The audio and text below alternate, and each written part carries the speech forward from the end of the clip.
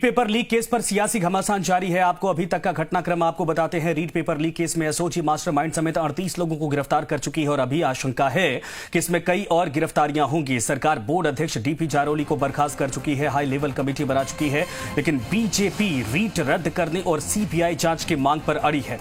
ऐसे में बड़ा सवाल आगे आखिर अब क्या होगा। ये 5 जो इस वक्त ग्राफिक्स के जरिए आप देख रहे हैं, ये स्टेप्स जो लगातार बढ़ते गए। अब तक 38 की गिरफ्तारी, बोर्ड अध्यक्ष डीपी जारोली बर्खास्त हो गए और बीजेपी की सीबीआई की जांच की मांग लगातार बुलंद होती जा रही। सरकार ने हाई लेवल कमेटी बनाई है जो जांच कर रही, लेकिन बीच में जो सबसे बड़ा सवाल है कि आगे आखिर होगा क्या। सरकार भर्ती को कंप्लीट करने के मूड में इस वक्त दिखाई दे रही। आवेदन मांगे गए हैं और एक तरफ भारतीय जनता पार्टी कह रही कि अगर इसमें धांधली हुई है तो फिर इस भर्ती का मायने क्या है। तमाम जो लोग हैं, जिन लोगों ने मेहनत की, उनके साथ अन्याय किया गया है और अब देखना है कि इस खींचतान के बीच में आगे कदम क्या बढ़ाती है सरकार।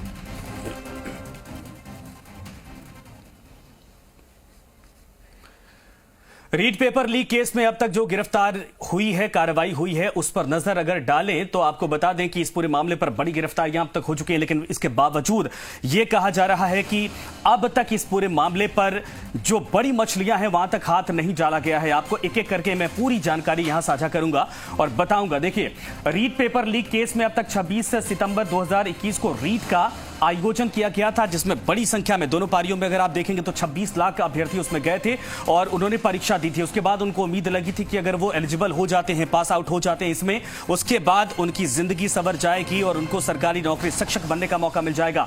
लेकिन उसके बाद इस पूरे भर्ती मामले पर जिस तरीके से बवाल बढ़ता चला गया, वो अपने आप में हैरान करने वाला था। हालांकि उसी दिन आपने देखा था एक मसला आया था, स्लीपर में बकायदा हाईटेक चप्पल तैयार करके नकल करने की तैयारी की गई थी और उस खबर के बाद एक एक करके कई जगहों से इस तरीके की खबरें आई। सरकार दबाव में आई, सरकार ने उस पूरे मामले पर एसओजी का गठन कर दिया और एसओजी के गठन के बाद एसओजी ने धीरे धीरे करके उन तमाम जो आरोपी थे उनकी गिरबान तक हाथ डालने की कोशिश की और गिरबान तक हाथ डालते डालते नौबत ये आ गई कि फिलहाल आपको बता दें कि डीपी जारोली की बर्खास्तगी तक मामला पहुंच गया, लेकिन अभी भी प्रदेश के कई हिस्सों से लगातार गिरफ्तारियां होती जा रही और सरकार बार बार कह रही कि जो लोग दोषी हैं उनको फिलहाल हम छोड़ेंगे नहीं।